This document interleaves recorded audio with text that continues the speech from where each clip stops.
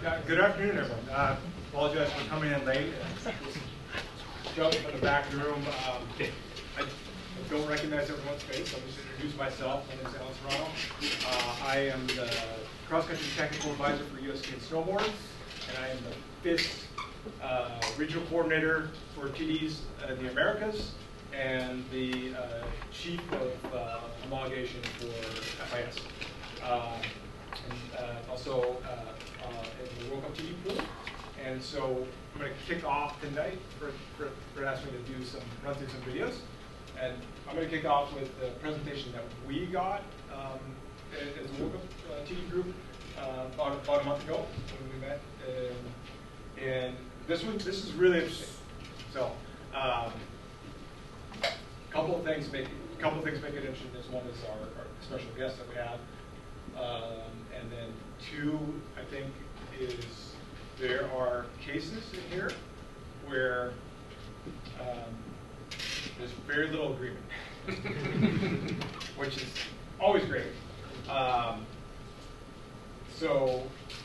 before I kick into that, just like throw it out there for the room, like we want to avoid watching videos, right? And so, like first and foremost, going from starting at the homologation process.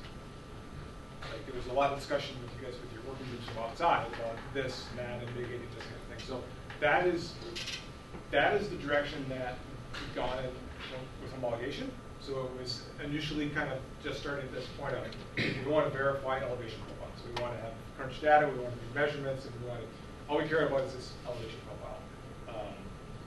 That is no longer our mission. We have a really good consensus, I think, worldwide that elevation climbing is an integral part of our sport, whether it's a para athlete or it's the fittest athletes in the world. That climbing is an important element to it, but it's not necessarily as prescribed as it was when we were, say, 15 years ago when we were looking at homologation. So we're looking much more on functionality. So the functionality of the venue, functionality of the stadium for the competition formats, functionality of the course for the course formats. So when you arrive as a technical delegate and jury member, and you're working with these things, hopefully you're not like having to solve too many problems. That's part of that process. So that is something that's first and foremost on when Fred relies on site as an inspector or on site as an inspector, and we start looking at these things. So, but then now you come in as a jury member, right? And you've got to train to be aware. So thinking about mitigation to avoid these kind of situations. So that's always going to be part of this conversation when we see videos here. So, and then things happen. Then it's just racing, right? So we can never create enough space for almost any level, right? Whether it's however hundreds of U16s or Eastern High School Championships, or if it's 180 junior men in the national championships, the World Junior Selection Race, or an Eastern Cup kind of thing. So. And then we're adding elements like this. How much space do we have? So we want to keep skiing fun, but we need space to compete. Those are all important factors. So you're now working together as a jury, and it's about race time. What's first and foremost on your mind? Like, what do you? You're the TD, you're the chair of the jury. You need to get your people out there. What are you doing now? What kind of thought process do you have to go this? Safe. Yeah. So done that process. But now it's competition time. You're going to go out there. Now we can't sit and eat donuts and drink coffee anymore. We got to get out there and observe this race. What do you think? What kind of things are we looking for? What are our hot spots? Coaches. What's that? Coaches. Coaches. Depends on the technique, honestly. Technique? So what do you look at, like technique? What are the like where do you go? It's a 5-kilometer course. It's a 3.2 kilometer. Like what are we looking for with plastic technique? Where are we likely to see plastic technique violations? In the transitions. Transitions from Turning uphills. Well, uphills Yeah. for classic that we're not doing, you're doing classical technique, yeah. turning zones, not extending past the turning zone. Yeah. What other zones do you have? Technique zone, the defined technique zone that needs to be observed. A really big one, and this, we talked about this a little bit when you went through your exercises, is an untracked, especially with the relay, untracked curves, or tracked curves, right? Not a turn zone, but curves. Snow conditions, when are they likely to be outside of the track? Okay, so we prep 10 videos outside the track. And I want everyone to leave here understanding what happens when an athlete just chooses, as they have that right to do, to go outside the track. So those are the big ones with classic technique. And then what else? What are the other ones? Number. That's classic technique is worldwide number 2 infraction. It's number 1. Obstruction. Right. So where's obstruction? Your choke points or your Curves. Choke Finish. Finish. Start. Got an example of the start somewhere. So again, those hopefully are some homologation issues, course preparation issues, course marking issues. But ultimately, curves are super challenging. Classic technique, I would say, it's fairly straightforward. It's fairly discrete. There are skiing tracks. Those are discrete corridors, so we can see movement side to side laterally. We can make our assessment of it. Is this a mutual responsibility? Is this an overtaking situation? These kind of things. Freestyle, that goes out the window because there's no discrete corridors that they're in, and there's a lot of movements, and we see it from different angles. But in both techniques, corners are always challenging. So those, I think everyone that I've had the pleasure of working with, we all sort of understand that we had that discussion going into that. So, prior to where are you going to be? What are we going to do? That's part of that jury work that we're going to look for hotspots. Hopefully, we don't find anything. Like I say, we do a lot of work up to that point to try to mitigate any situations where we're having situations with athletes while they're competing, but it happens, and knowing what to look for, that's that teamwork to kind of talk about and how to manage that. So just keep that in mind as we kind of watch these and have some discussion. So this particular seminar that we had last month, first time ever, I think was a really positive thing, was we had a guest with us, and this is Jimmy Collier from Great Britain, semi-retired sprint specialist. And Jimmy, along with Julia Kern, are now the current FIS athlete reps, and they're both really active and really great. So Jimmy was kind enough to stay an extra day in Zurich and work with us and go through these things. And then prior to that, the chair of the Rules and Control Subcommittee, Anna Rose from Italy, kind of went through a debrief with both Julia and Jimmy with the athlete survey and talked about what they did. So this is some Italian FIS English feedback from the athletes representatives. So I think it's just interesting feedback for all of us to kind of see, because we have similar things around the world. So there's a doubt about using verbal reprimands. What does a verbal reprimand mean? And there is also, there are cases where verbal reprimands have been issued and they have not been verbally issued to the athlete. So I personally have delivered verbal reprimands to team personnel. And so if I represent from Sweden, tell them that 32 was a verbal reprimand for, this is coming out of the jury. Totally legitimate point. Informing athletes, having an informal hearing, letting them know that's good. So, point well taken. So they're saying it wasn't happening. It wasn't. There wasn't literally. There's literally been a delivery of a verbal warning directly to the applicant in cases, and yeah. So it's all recorded now quite well, both in our U.S. Consumer system and with the FIS system to record the verbal warnings, which is fantastic. It's an important tool, but they're not always getting that. The other feedback from the athletes is they're not getting information about rules and sort of behavioral norms from their coaches. So we're not getting really good communication from sort of our group to coaches, coaches to athletes. That's very important. And then similar to with the verbal reference, they're not getting explanations of the sanctions they get. And it's always like,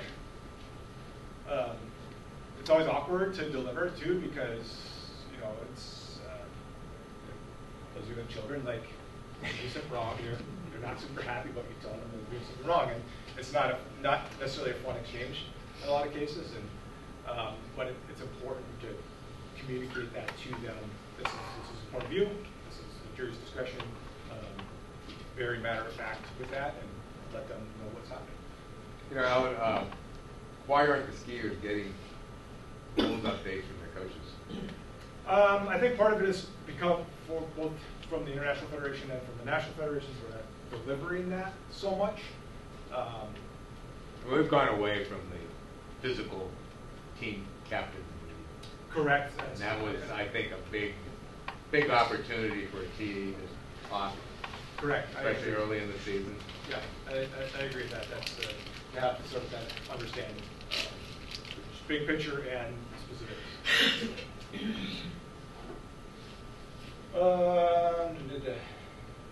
Any more explanation on this decision taking? Again, that just leads into like they're not getting explanations. They're not. The elimination of hearings is creating some of these problems. It's wrong. It was the infraction made. So, after feedback, then we go into some cases.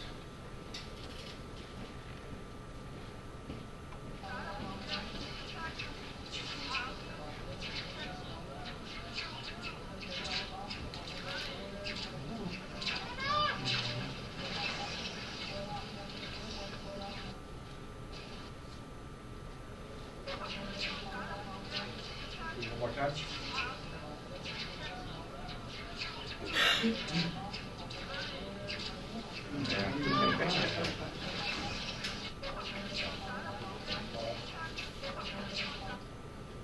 Okay. Anybody want to take a stab at what they saw there? Number 29 obstructed. Number 10, I think. Step right.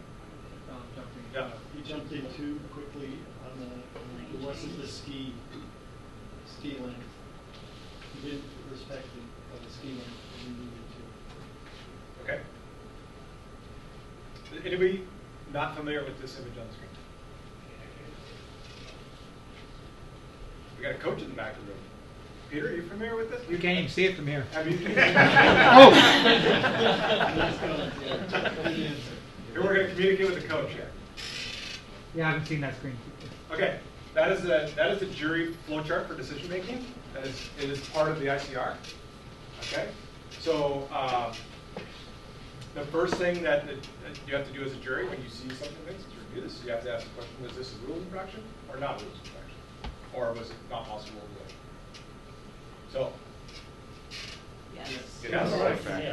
yes, we have agreement. Okay. Next question: is this a fixed sanction or a not a fixed? Not a fix at that point. Correct. Now, woo. Yeah, really.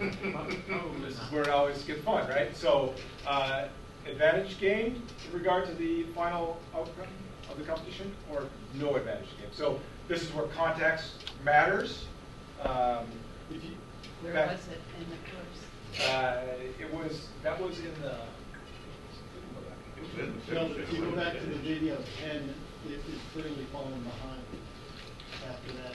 Yeah, but Well, that's the middle, advantage for him, finish. like, if he just Yeah, the rule used to have discipline. Yes. About Is it- 40 seconds in? Is it 40 seconds? Yeah. There you go. So, quite early in a sprint heat. But he's starting to lose contact. Probably not. Consequence. It was a verbal Consequence warning. for the person Oh, who's done the crime. Yeah. The consequence to affect the final outcome of the race. Yeah, it's hard to say it. This is where it gets you. But generally speaking, that person is still standing, their equipment's all in place. There's 2 minutes left in this heat. Generally speaking, no advantage. That I think was not significantly damaged. So this is a really hard thing to do, right? Because this is where you have a jury and you judge but it's really important to identify first that was a violation, that was obstruction, right? And then you can go backwards, you can go forwards, and come there. But then now if you're going to communicate with this, like this is a violation, this is obstruction. Consequences is definitely gets messier. So now we still have a choice at this point when we say that this didn't affect the final results. I would give him a yellow. Let's do it. Written. Especially now they told us that they don't listen. And do you think? they're not hearing the purpose, so they're not really understanding. Yeah. And do you think the athlete thought they were obstructing, or do you think they thought they were doing? Yeah, I mean, has anyone had experience like has anyone had a talk around with the offended athletes and had those? And or the offended, maybe, do they feel like they have been? Exactly. I mean, with that conversation. Right. I mean, I had a really unique situation where Carly, we had a very unique situation where we had an obstruction that resulted in some sanctioning, and there was an appeal, and that athlete went to the other athletes in the heats, and they basically wrote and told us that the athlete did commit obstruction, but it didn't bother them. Which is great. They look at it as a And at that point, racing actually, we thing, didn't have the yellow card, or we didn't have. So it was a limited options with that. So yeah, we're talking only at the World Cup level, right? In this particular case, if we were doing this as we did with the Floro at the Super Tour the end of last year, with a guy who didn't show up within the 10 minutes, we brought him in and we talked to him. You talked to him about, Claire talked to him about what he had done incorrectly. It was a verbal warning to him at that time. I think at that level, that's very effective. I think a written is more effective at this level. no, that's what it is. So the jury always has that discretion, right? That's written in the SCR. It says the jury has the discretion to consider mitigating circumstances with regard to experience, level, and age, and things. So, like that can throw out the decision chart in a sense for us to do that, for sure. But I think even if we, so again, just back it up to that fact. It doesn't matter what level you're at, that behavior is obstruction. Right. So how do you get there to do that? So, So can you remind me what they're both recorded, written or verbal? correct. Like, what's the difference? Written reprimand is the yellow card you carry with you. Second one is automatic expulsion. So would it There's definitely depending on when in the season, in your opinion, whether it's a written or verbal, depend on when in the season or? No. No. Can't take that into account. I didn't hear what the difference was between, since you recorded them both. So you carry that Written yellow card. is You a carry written. that written reprimand with you. Two written is bad. Two written become a disqualification. But you have to record the verbal, but you don't carry it with you. Yeah, That's recording right. the verbal is just Right. good for our knowledge to see what's happening. Well, two things. One for us, we can now analyze what's going on. We have a record of it. And the other thing is that it's deliberate. It's like So it's actually there. It's on the results. There's paper for it. You can, even if you don't have a hearing, you can actually deliver the paper. We don't need signatures anymore, but we can deliver the paper to say you were sanctioned. So it's not a great name, verbal warning. It's you know, but it's a lesser consequence. But it's a valuable tool. So that's what you would give her, is a verbal warrant? That was what was issued. Oh. Yes. Yep. And I would say that's pretty common in that scenario. That would be where it's causing just a little bit of holdup or the heat. But let's say, you know, that same athlete does that the next week. Does that impact whether it's going to be a written, or do you have to kind of really always look at each situation as a unique situation? Or do you try to, I guess, what I'm asking? It depends, you know, none of us in this room have the capacity to, or in a position where we can carry that knowledge over and over again. You know, it's Although something that can happen. Remember, if you have a verbal warning for an obstruction one week, and the next week you're called into the jury room, and you've looked at the sanctions, and you have the access to the sanction list, does that change your mind, or? I'm going to be honest, and I'm going to say yes, it does. Yeah. Make it a written. Yeah. Well, that's what I said. Yeah.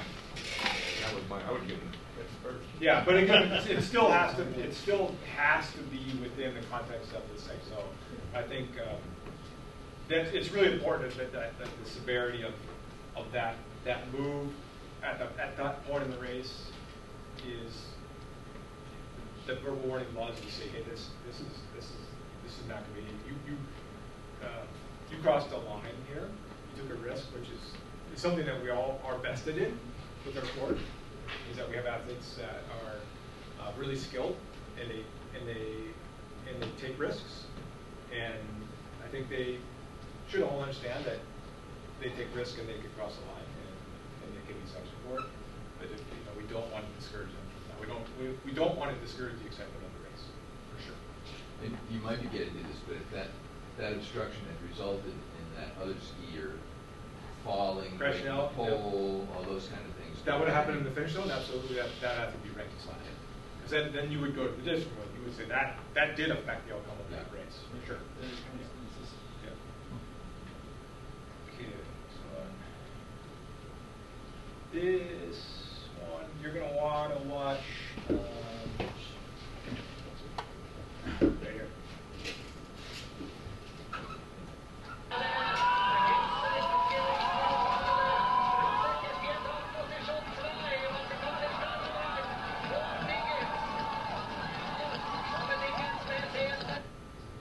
And this is 350, no, this is the longer in the biathlon stadium last year, so this is 350 meters from the finish in the sprint heat.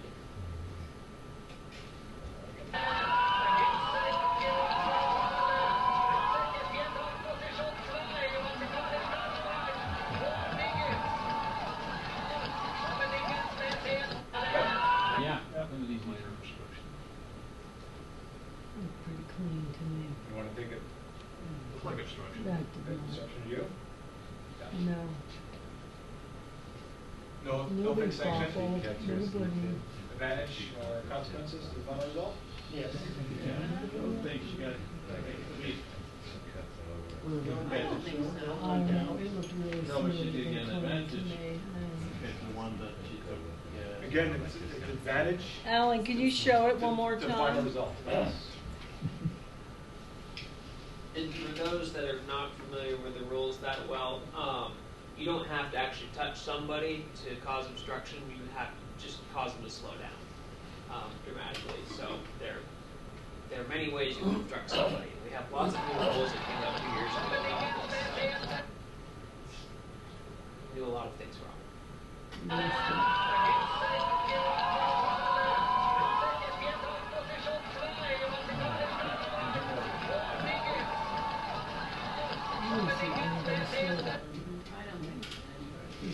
don't think so. I think they're all good. She has a- Yeah, you're definitely right. Right, you're definitely correct, but that, this determined that, again, at this position, the point, what happened subsequently to that offended as they had capacity to recover from that, and it didn't inhibit how she would have performed in that process. Can you go back to the video? No, we're going to keep moving on. So again, also, also there, just again, It was like, it didn't seem like there was. it's like doing the question almost twice, like, I think that was a good thing. you know, how serious But I is thought this? she did it. Is it serious enough? Yeah. Is it Well, a like non-advantage the game? timing of it, Yeah, she it was- Are we doing a yellow card here? Are we doing a verbal one? So is the jury procedure here, Like a can. again, both these examples we've shown so far, seem to be ones where you'd want to show the athlete who is getting the verbal warning, the video, so that they could see That the would be impact great. on the one behind them. Absolutely. Yeah. Absolutely. I mean, Yeah. otherwise they're not going to Well, remember their the brain is Yep. gonna be like, And they would huh? wonder What are you why talking you're about? sanctioning. And I'm not going to show it because there's another one coming in the same stadium. So this is a great one. This is something that, in my opinion, needs to be fixed. So so the athlete comment is that the verbal warning is something that's like close to crossing the line, but our jury flowchart doesn't allow for that, right? We're saying we're only giving verbal warnings if we're saying it is an infraction, which I personally feel is a really valuable tool to say this is an infraction. But we also have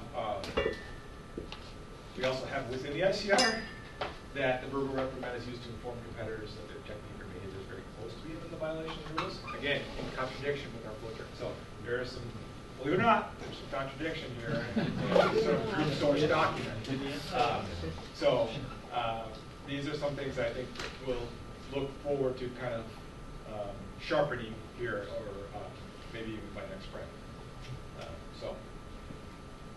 Which is what she's highlighting here. Okay, so same stadium, almost the same. Like this video is going to start just about where that last one stopped, and we're going to go all the way around the horseshoe into the finish. We're going to watch this guy on the outside for that.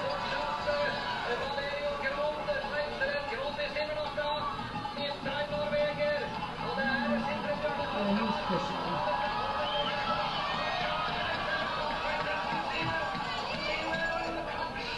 But no advantage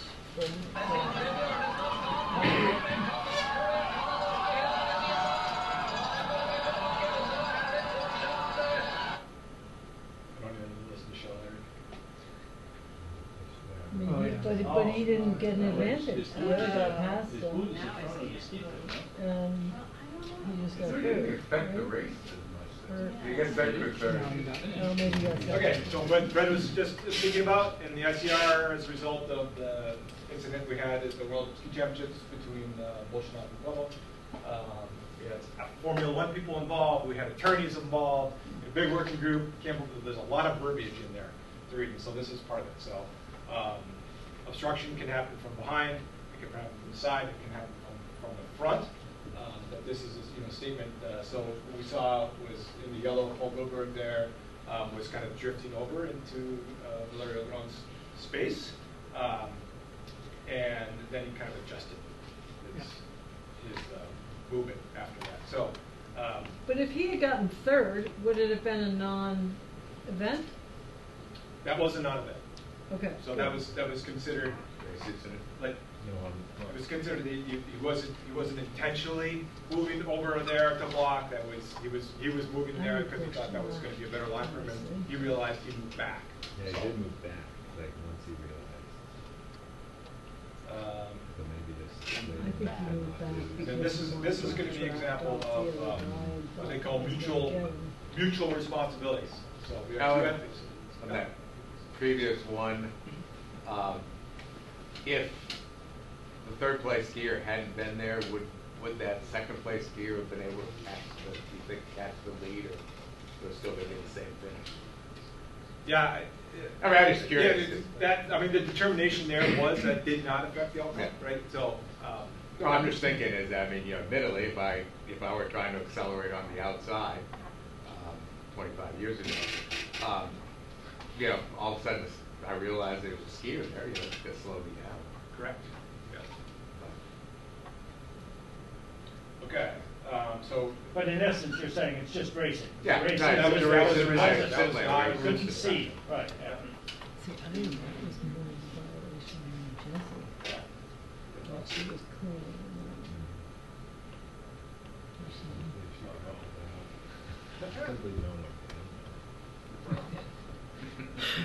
He was in there. Those two cities are in trouble.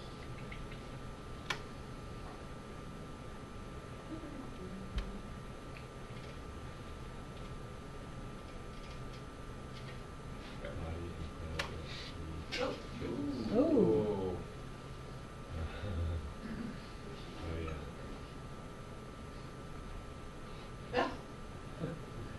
They took turns. So this is a relay? That is silver and bronze? In the relay? Yeah, that's amazing.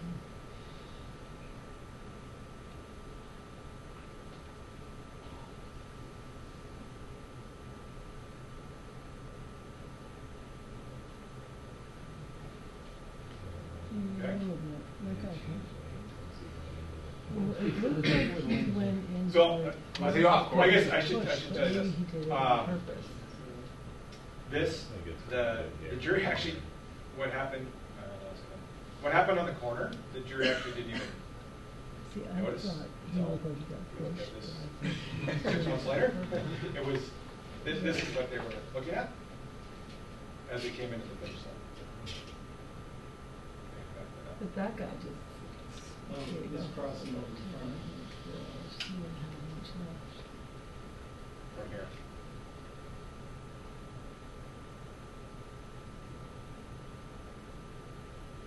Swinging awfully wide. Yeah.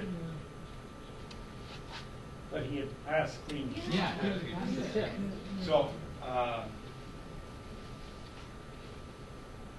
between those, in that situation, what is the consensus on I that? thought it was a great situation. Yeah. On non-incident, because he passed clean. Yeah. He was Okay. totally in front. Yeah. His So- skis were totally in front of the other racing skis. So in this case, this jury did decide that that was, that they were side by side, they had mutual responsibility, and that the origin in red moved to the right, and it created some obstruction. But it was not an advantage, it didn't, that was also verbal warning. So that was a great conversation, because if you go back to that and watch on the corner, I might argue that the sweep, dirty sweep, was way too close going around that corner, right? So lots of discussion, no great definitive answer on there, but I will say that it's also the context of it being a relay, so it's more of a distance race. That jury felt that they both had an opportunity to take that second position. So they tactically chose to be that close, and there was no contact. It was again, just on the limit. So, Isn't that a Norwegian tactical move? I'm not going to disparage any nationality except the Swedes. Except the Swedes.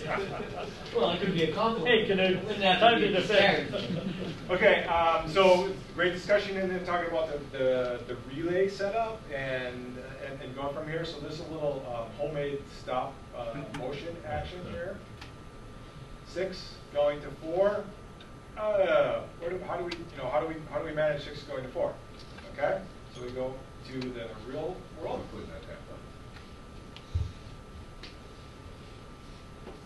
Good.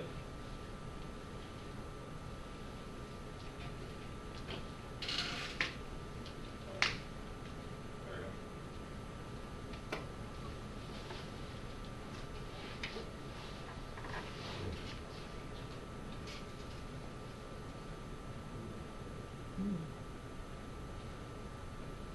looked it up.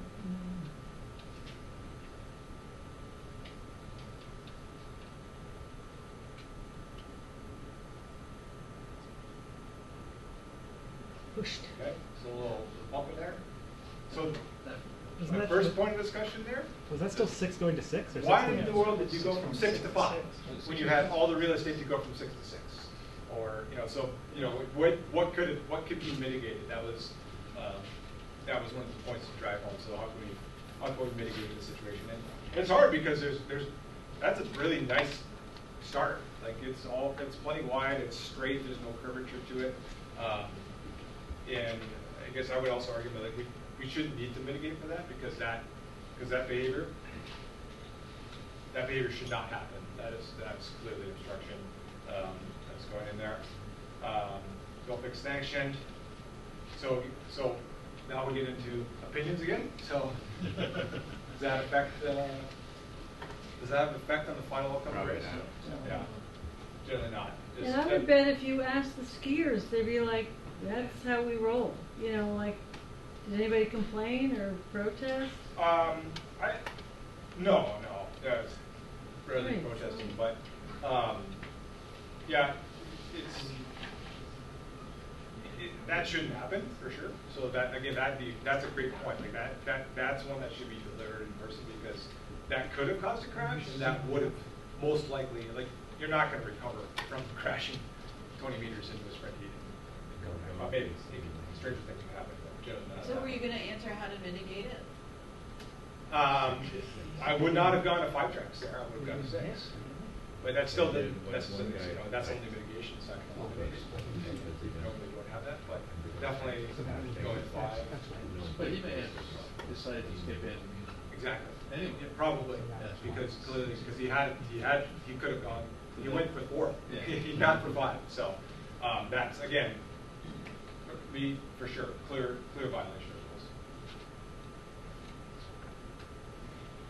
rules. Okay, so now we're back at Director Minor Stadium here. Obviously something happened.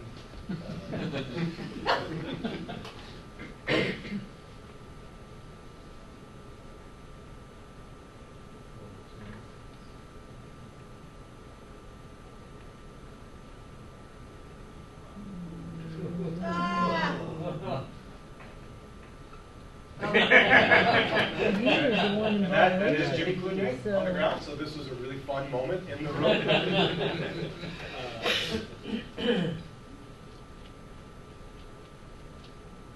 Dying to hear what he had to say about Ray Sanson. Yeah, he was in violation. Definition is body. I think he screwed himself. Just reward.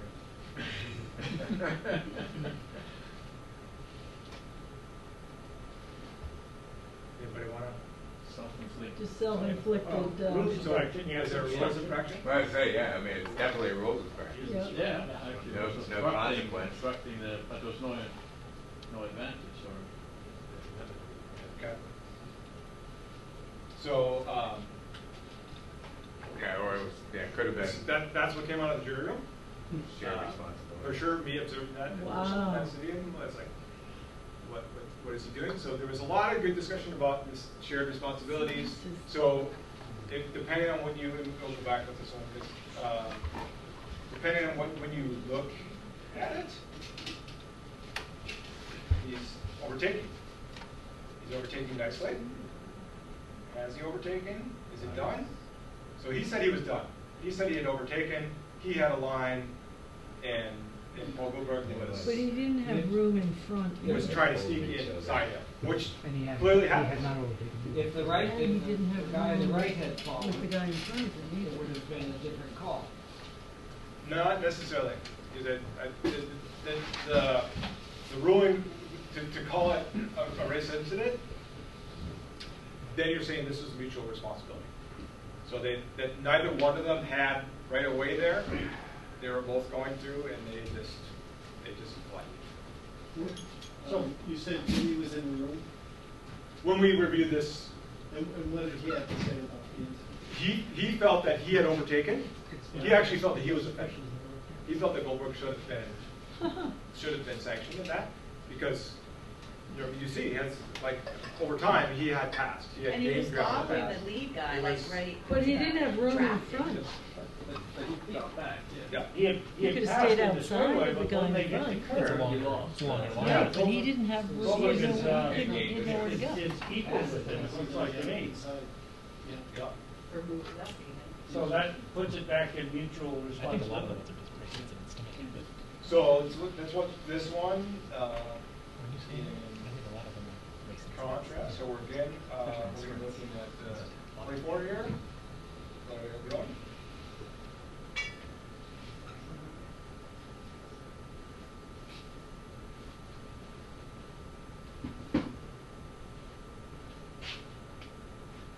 Oh.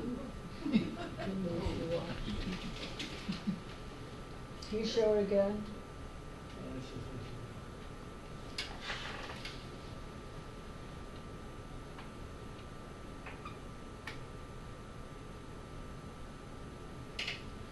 Okay. Passing on the inside. I can't really tell. Passing on the inside.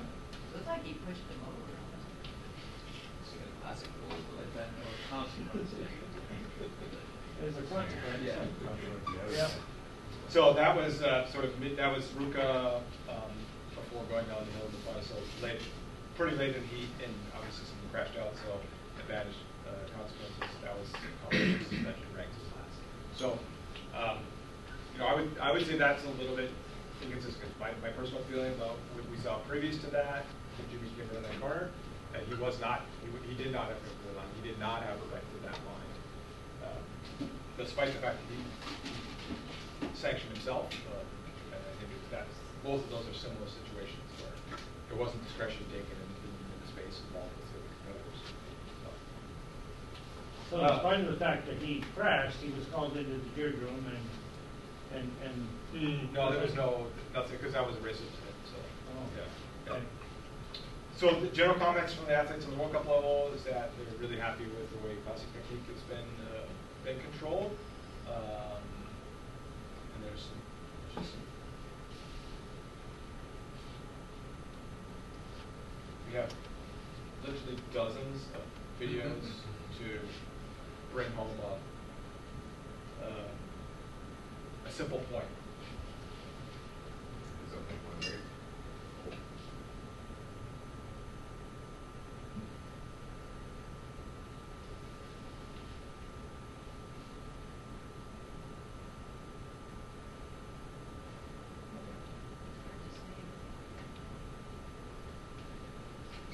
This is a relay again. We have 2 tracks. On left. Oop. Yeah. Okay. Now How did the turning this is zone? this is a few seconds later. 3, 4, Yeah. 5. Okay. Six. Yes. Yeah. Okay. Good. Thank you. Lots of agreement on that. No fixed sanction. So What say it's it's the first or second a leg. first? Yeah, it's a relay. probably no consequence.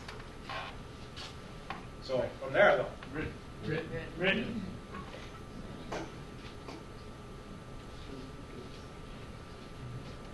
Classic sprints. Yeah, verbal.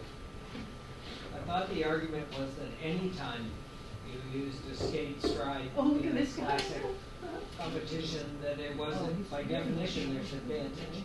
There was a rule that was struck. There's no gone. longer a rule. It was individual start. It was determined as a violation of classic technique. It was automatically determined as an advantage, which would lead you to And that's do gone. that thing. That is gone. Yeah.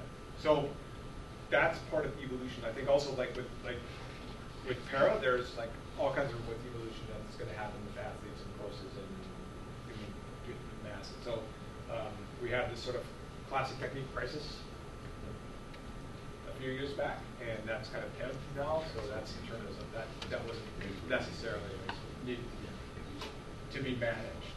So this is the fun one.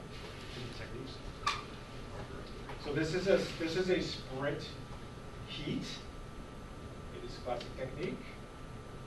And there's one person who is not using classic wax. He's herring Wherever blade. that one is. Interesting.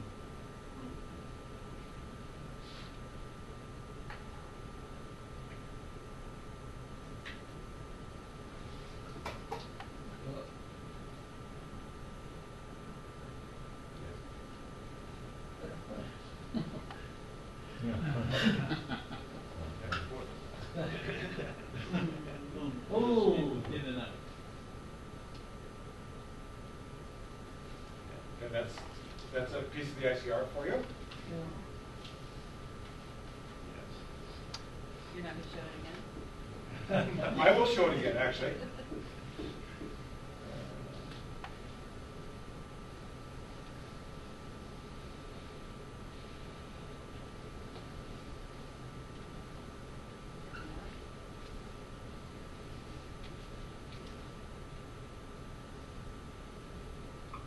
So we did decide he is herringbone up that hill.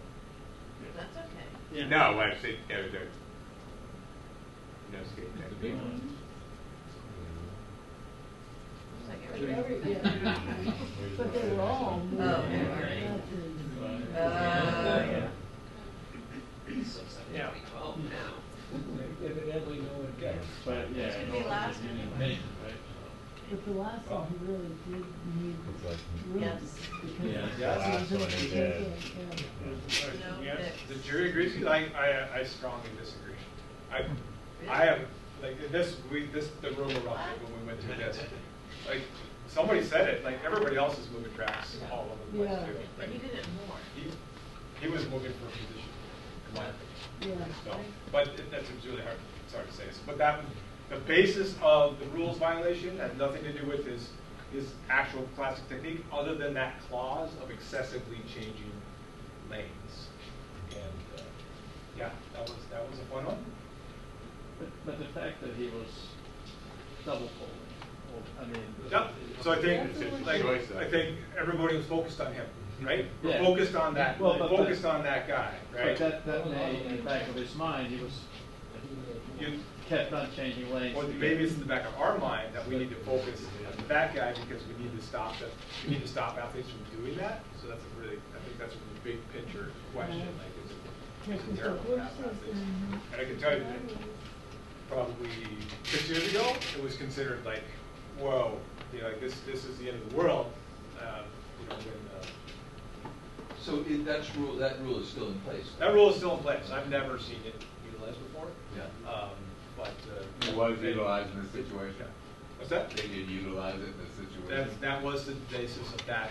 That was the rules violation, not because doing anything wrong with the herringbone, or that was excessive lane change. Isn't it more of a concern when it happens in the finish zone?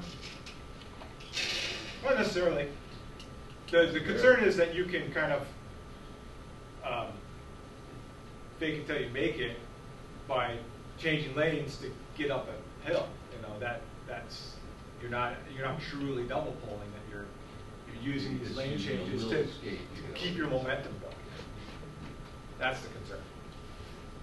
But like I'd say, my opinion on that for sure was that everybody else is doing that. This is a sprint heat. They're moving for position all the time, and But he did it he did it more.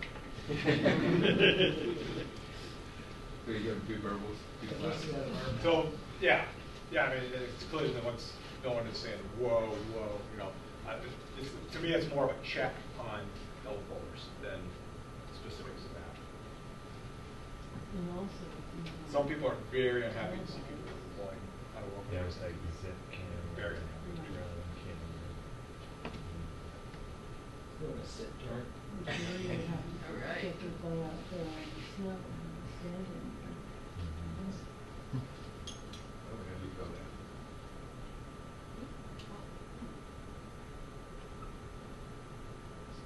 Classic race meets. Oh, Classic race. yeah. Is that a classic race? Yeah, it's a classic Oh, race. classic. Yeah. Quick down. Didn't look it. Frank, they're all wrong. Definitely understand the verbal. damage if it fell. What? Yep. So, what happened with that one? Yeah, but he had to get up and Yeah, so, that may be one of those where there's some bias, on the race director or whatever. So. Well, what was the rationale for the yellow card? I mean, skating? That is a clear violation of the Yeah, it does join us. Yeah, so that's a good point, that, the jury should be visualizing rather than watching TV, because the angles are very different. It's very hard to make those calls Yep. from the warmth, comfy of the coffee shop and TV. They mean the So when it's jury minus 20 in Lake membership Placid, you're is volunteering to be the out there? point. I'm with you The point from is now that on. jury I'm not members doing should this be the most anymore. Correct, yes. That's why I'm partnering with you. And then, Get a nice it's- warm it's room. really Bid good on stuff. those Like, heated our gloves, job yeah, no, as it's jury, Oh. probably the most important thing is Just in case that I get the stuck course is outside. prepared I can in borrow such a my way that heated we jacket. can do these I kind got of one that things. takes the heated So, batteries. in the picture there, that's Simone. He's formerly tech for Rosino. He's now the FIS assistant race director. So, like, Simone's job, besides handling all the skis in the equipment control, is to, he's sort of the lead guy with the course mitigation now for the women.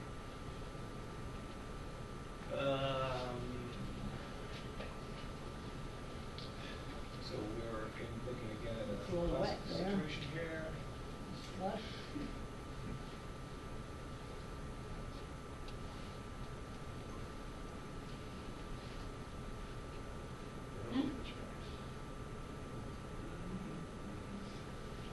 Okay, another great example.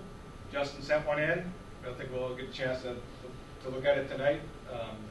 Justin's been in the same situation. So you want to make that call? Do I? Yeah. What was that? It kind of depends. Is that the final? Not even doesn't. That's the finish zone. It's finished those. Yeah, there was a rules infraction. Yeah. But I don't think No the big position sanction. changed. Advantage, yes. So I think that again, it's a tough call, Yeah. in a lot of cases. But again, it's not black and white. But in that situation, so how do you make the no advantage kind of thing stick harder? Like, don't do that, especially don't do that in the finish zone. Is the yellow card. Can you show it again, please? So they're saying no advantage because he didn't change. Because nothing happened in Right, he that didn't- it he wouldn't didn't pass anybody. if he hadn't done that behavior, didn't change Yeah. positions. The guy It's going down right here, that's the Italian, right? Yeah. The guy who's going down. So again, outside the tracks is right to choose to be outside the tracks. Whenever you're outside the tracks, and you see any kind of thing that is not double pulling, your skis are crushed. And He pushed. Yeah. then this is the last one.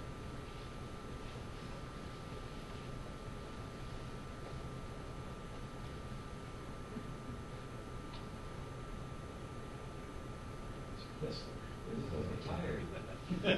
Strategy. Go. Still inside, you just keep it. Oh. It's a guide.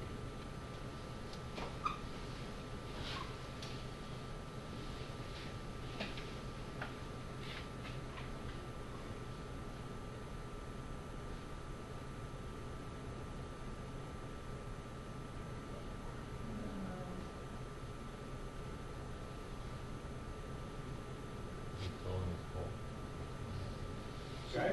What determines, at what point in time determines you're off the course? Off the course. Yeah. Does it have to be your boot, or, like in this case, it looks like it's a tip Right here. right there? Wow. He So the outside of the turn that nobody wants to be on the outside. He looked fine, he looked far away. So then He was trying to get her out there. anybody any concerns about it? Makes sense. felt like Claybo was slowing up. It's that his Yeah. foot went So that was slightly the off case that, course. You so see like it going everybody up, was fall. shoving out and Get Lemon pushed in front, they off. were going quite slow. And then Pellegrino on the black, what did he do? He moved through. Yeah. He came through, Because why? they Because slowed up. he wanted to be in front there because it was gonna get really fast with the heat. And every heat went that way, there's a balloon, that whole event went that way. So, it's close, like that, and then he got so close to Chavino that Chavino actually pushed him, right? So, he passed, and John felt that he was being obstructed based on that behavior, but this was a case where we didn't drink. Yeah. This is interesting racing. Nobody got hurt, and it was it. Okay.